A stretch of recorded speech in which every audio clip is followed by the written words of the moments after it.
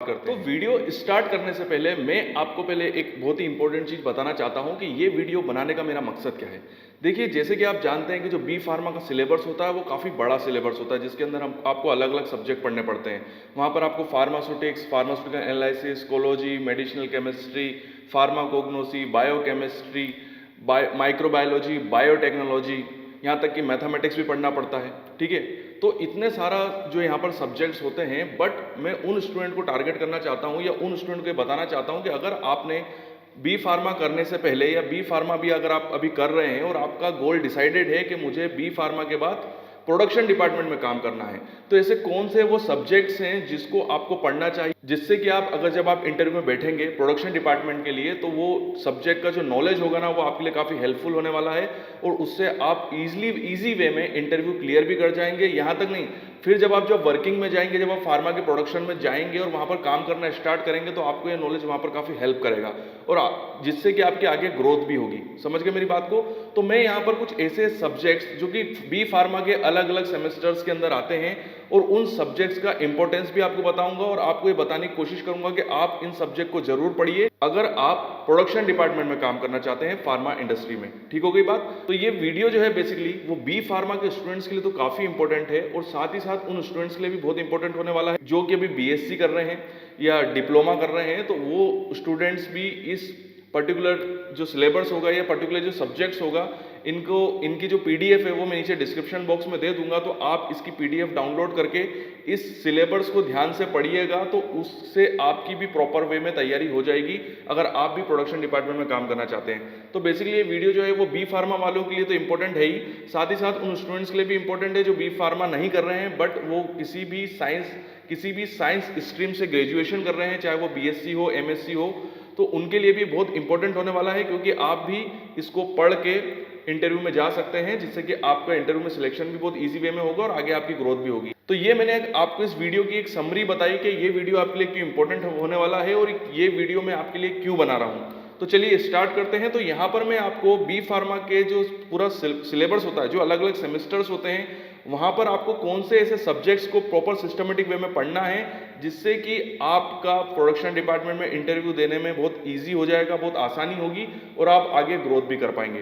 तो समझ गए मेरी बात को? तो एक एक करके मैं उन सब्जेक्ट्स के बारे में आपको बताता हूँ। तो चलिए स्टार्ट करते हैं। तो एक चीज मैं आपको बता दूं कि बी फार्मा के अंदर टोटल 7 ऐसे सब्जेक्ट्स हैं जो कि आपके लिए काफी इंपॉर्टेंट होने वाले हैं और जिनको आपको सिस्टमेटिक वे में पढ़ना है अगर आप प्रोडक्शन डिपार्टमेंट में काम करना चाहते हैं। तो एक एक करके मैं उन सारे सब्जेक्ट्स के बारे में बताऊंगा कि वो कौन से सेमेस्टर में आते हैं, उनका सब्जेक्ट कोड क्या है। तो चलिए स्टार्ट करते हैं। तो जो पहला सब्जेक्ट है वो फर्स्ट सेम के अंदर ही आ जाता है। तो सब्जेक्ट का नाम है फार्मास्यूटिक्स फर्स्ट, सब्जेक्ट कोड है BP103T। बेसिकली इस सब्जेक्ट के अंदर आपको प्रॉपर डोजेस फॉर्म के बारे में जानकारी मिलती है कि डिफरेंट डोजेस फॉर्म क्या होते हैं, फार्मास्यूटिक्स के बारे में जानकारी मिलती है, फार्मेसी के बैकग्राउंड को जानने का मौका मिलता है और डोजेस फॉर्म के बारे में इंफॉर्मेशन होना बहुत ही ज़्यादा ज़रूरी है। तो ये एक बेसिकली एक इंट्रोडक्शन होता है फार्मा का, खासकर फार्मा प्रोडक्शन में ये काफ़ी काम आने वाला है क्योंकि सारे डोजेस फॉर्म के बारे में आपको इस पर्टिकुलर सब्जेक्ट में आपको जानकारी मिलती है। तो आपको ये पूरा सिलेबस जो है वो सिस्टमेटिक वे में पढ़ना। साइड में जो स्लाइड चल रही है उसके थ्रू भी मैं आपको इस पूरे जो सिलेबस है उसको आपको दिख रहा होगा। तो इस सिलेबस को देख के आप समझ सकते हैं कि कितना इसमें बेसिक नॉलेज आपको मिलता है फार्मास्यूटिक्स को समझने का, जो कि आपको प्रोडक्शन डिपार्टमेंट में और खासकर इंटरव्यू के अंदर काफी काम आने वाला है। जो दूसरा सब्जेक्ट है वो आता है बी फार्मा के थर्ड सेमेस्टर में। इस सब्जेक्ट का नाम है pharmaceutical engineering, subject code BP304T। BP304T ये इसका सब्जेक्ट कोड है। फार्मास्यूटिकल इंजीनियरिंग काफ़ी ज़्यादा इंपॉर्टेंट सब्जेक्ट है खासकर प्रोडक्शन के लिए, क्योंकि यहाँ पर जैसे कि आप जानते हैं कि जो प्रोडक्शन होता है खासकर फार्मा के अंदर वो डिफरेंट फेजेस में होता है। एग्जाम्पल के लिए अगर हम बात करें टेबलेट के प्रोडक्शन की, तो इसकी डिफरेंट फेजेस होती है। मिक्सिंग होता है, फिल्ट्रेशन होता है, पंचिंग होती है, कोटिंग होती है, पैकिंग होती है।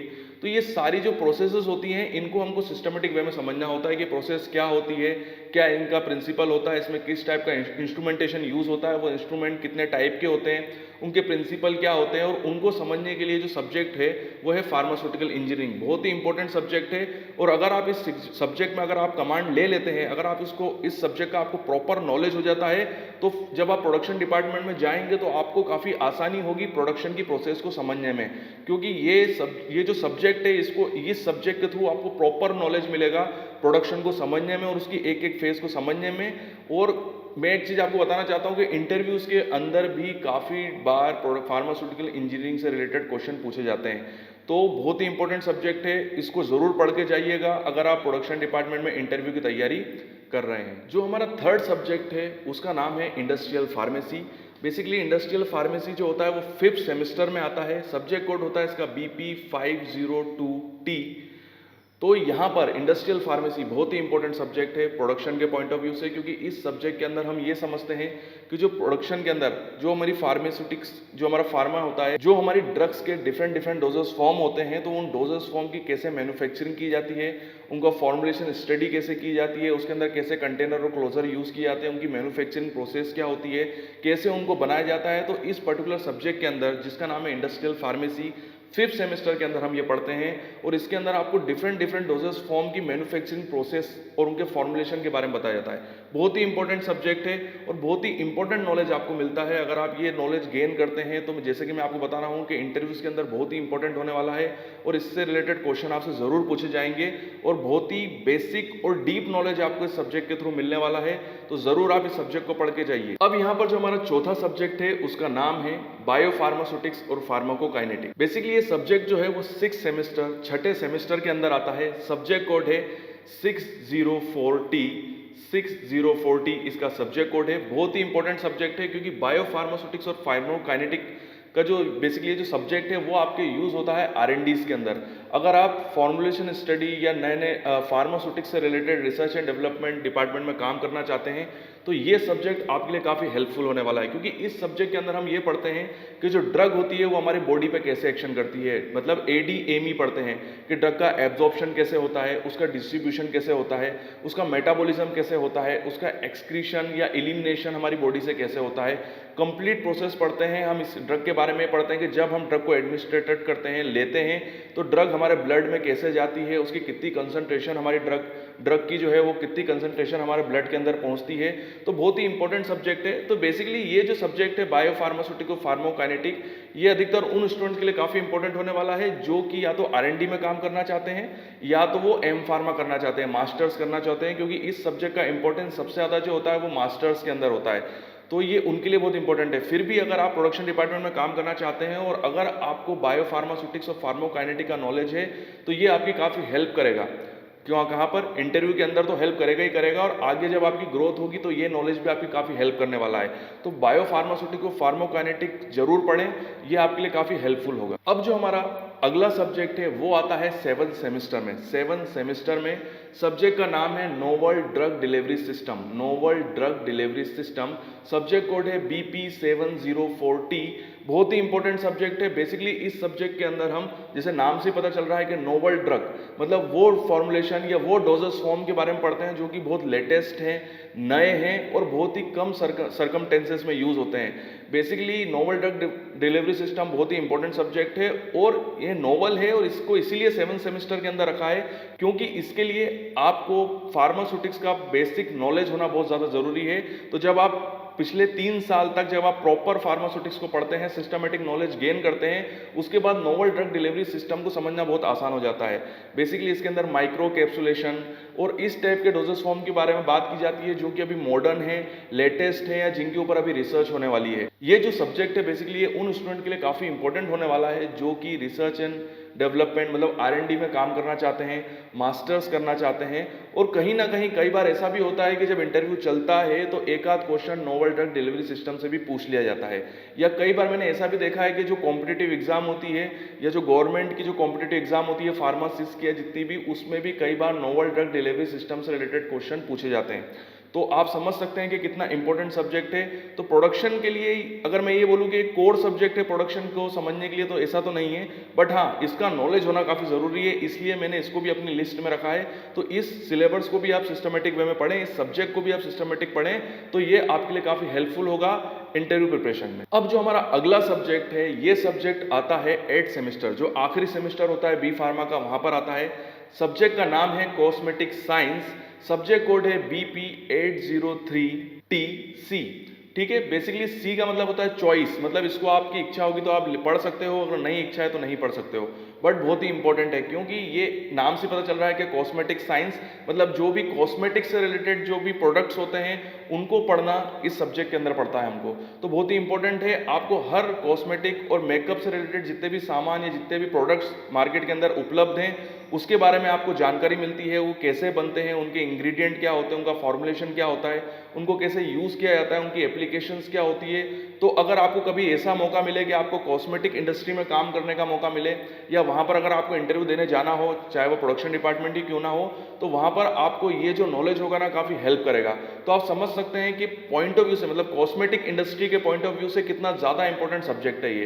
तो वो स्टूडेंट जो कि कॉस्मेटिक इंडस्ट्री में, अगर आप देखिए कोई ज़रूरत नहीं है कि आपको अगर ऐसा भी कभी मौका मिल जाए कि आप पहले फार्मा में काम कर रहे हैं, फार्मा इंडस्ट्री में काम कर रहे हैं और उसके बाद आपको एक अच्छी सैलरी में किसी कॉस्मेटिक इंडस्ट्री में काम करने का मौका मिल जाए, तो वहाँ पर आपके लिए ये जो नॉलेज होगा ना वो काफ़ी हेल्पफुल होने वाला है। या आप अगर मान लीजिए कि अगर आपको इंटरव्यूज़ में ही अगर आपकी कोई ऐसी फार्मा इंडस्ट्री है जो कॉस्मेटिक प्रोडक्ट्स भी बनाती है और वहाँ पर वो आपसे कॉस्मेटिक से रिलेटेड कोई क्वेश्चन पूछ लेते हैं, तो वहाँ पर भी आपको ये नॉलेज काफ़ी हेल्प करने वाला है। तो आप समझ सकते हैं कि कितना इंपॉर्टेंट सब्जेक्ट है ये पॉइंट ऑफ व्यू से। किसके पॉइंट ऑफ व्यू से? प्रोडक्शन के पॉइंट ऑफ व्यू से। तो इस पर्टिकुलर सब्जेक्ट को जरूर पढ़ें, ये आपके लिए काफी हेल्पफुल होगा। अब हमारा जो आखिरी सब्जेक्ट है, जो मेरा 7वां सब्जेक्ट है, वो भी 8th सेमेस्टर के अंदर ही है और इसका नाम है pharmaceutical product development. Pharmaceutical product development, subject code है BP 804T। BP 804T इसका सब्जेक्ट कोड है। फार्मास्यूटिकल प्रोडक्ट डेवलपमेंट, नाम से ही पता चल रहा है कि कितना ज्यादा इंपॉर्टेंट सब्जेक्ट है। इसके अंदर हम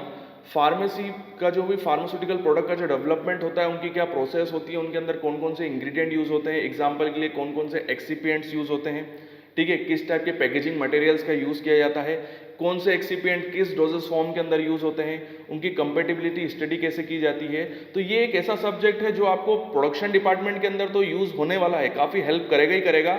साथ ही साथ अगर आप रिसर्च एंड डेवलपमेंट मतलब R&D लेबोरेटरी के अंदर काम करने जाएंगे तो वहां पर भी आपको ये सब्जेक्ट काफी हेल्प करने वाला है। तो ये एक ऐसा सब्जेक्ट है जो कि आप जरूर पढ़िए और इस पर्टिकुलर सिलेबस को तो आप जरूर पढ़िए। तो ये सब्जेक्ट आपके लिए काफी इंपॉर्टेंट होने वाला है। तो आपको इससे रिलेटेड जब क्वेश्चन होंगे ना, क्योंकि अगर आप इंटरव्यू के अंदर आएंगे तो भी इससे रिलेटेड क्वेश्चन आपसे पूछे जाएंगे और जब आप काम करेंगे ना तब भी आपके लिए काफी हेल्पफुल होगा, क्योंकि आपको इसके अंदर एक्सिपिएंट का नॉलेज मिल रहा है, प्री फॉर्मुलेशन स्टडी का नॉलेज मिल रहा है। तो ये काफी इंपॉर्टेंट सब्जेक्ट होने वाला है। तो इस सब्जेक्ट को आप जरूर पढ़िए। तो यहीं पे मैं अपना ये वीडियो कंप्लीट करता हूं और इस वीडियो का मकसद मैंने आपको समझा ही दिया था कि क्या जरूरी है, क्योंकि वो स्टूडेंट जो कि प्रोडक्शन डिपार्टमेंट में प्लान कर रहे हैं कि मुझे वहीं पे काम करना है और वहीं पे आप गोल कर रहे हैं, तो आप ज़्यादा कंफ्यूज मत हुइए। इन 7 सब्जेक्ट के सिलेबस को निकालिए और इसकी प्रिपरेशन करिए। अगर आप इन 7 सब्जेक्ट को सिस्टमेटिक वे में पढ़ लेते हैं तो मैं गारंटी दे रहा हूं कि प्रोडक्शन डिपार्टमेंट के इंटरव्यू को आप बहुत ईजी वे में क्लियर कर जाएंगे और ये नॉलेज आपको काफ़ी हेल्प करेगा आगे तक, मतलब ये आपको काफ़ी आगे तक लेके जाएगा। तो यहीं पे मैं अपना, जैसे कि मैंने आपको बताया कि वीडियो मैं यहीं पे कंप्लीट करता हूं। ये वीडियो आपको कैसा लगा कमेंट्स में मुझे ज़रूर बताइएगा। अगर आप चाहते हैं कि मैं इस टाइप के वीडियोज़ और बनाऊं तो सजेशन दीजिए, आगे चल के मैं जरूर वीडियो बनाऊंगा। आपके उज्जवल भविष्य की कामना करता हूं और यूं ही बने रहिए मेरे साथ। अगर आप भी इन इंस्ट्रूमेंट्स पे ट्रेनिंग करना चाहते हैं तो you are most welcome in our institute. हमारा पता और ईमेल आईडी मैंने नीचे दिया हुआ है, तो यहां पर आप मुझे मेल कर अपनी इंफॉर्मेशन, अपने कॉन्टेक्ट नंबर मुझे सेंड कर सकते हैं। और साथ ही साथ हमारे पास कौन कौन से इंस्ट्रूमेंट्स है तो उसकी लिस्ट मैं आपको साइड में सेंड कर रहा हूं। तो यहां पर आप देख सकते हैं कि हम किस किस टाइप के इंस्ट्रूमेंट्स में ट्रेनिंग कराते हैं। और अगर आप कोई मास्टर डिग्री कर रहे हैं, कोई पीएचडी कर रहे हैं या किसी भी प्रोजेक्ट वर्क से जुड़े हुए हैं और अगर आपको किसी इंस्ट्रूमेंट्स की रिक्वायरमेंट है और वो इंस्ट्रूमेंट आपके पास नहीं है, तो हम साथ ही साथ कंसल्टेंसी सर्विस भी प्रोवाइड कराते हैं। तो उससे रिलेटेड भी अगर आप कोई भी इंफॉर्मेशन जानना चाहते हैं तो आप मुझे मेरे पर्सनल मेल आईडी पे मेल कर सकते हैं। नीचे मैंने अपना मेल आईडी दिया हुआ है।